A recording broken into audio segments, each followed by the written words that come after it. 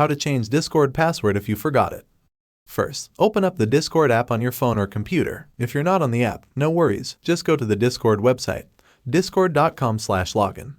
Next, type in the email address that you usually use to log into Discord. You know, the one you signed up with.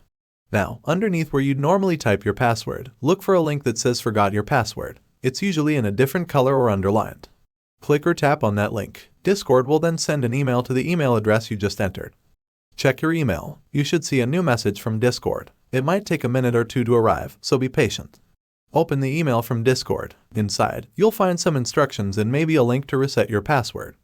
Click on the link in the email.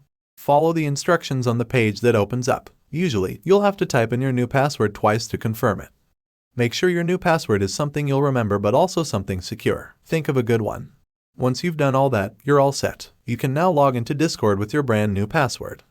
And there you have it. By following these simple steps, you can easily change your Discord password even if you've forgotten it. Remember to keep your new password secure and easy to remember. Thanks for watching.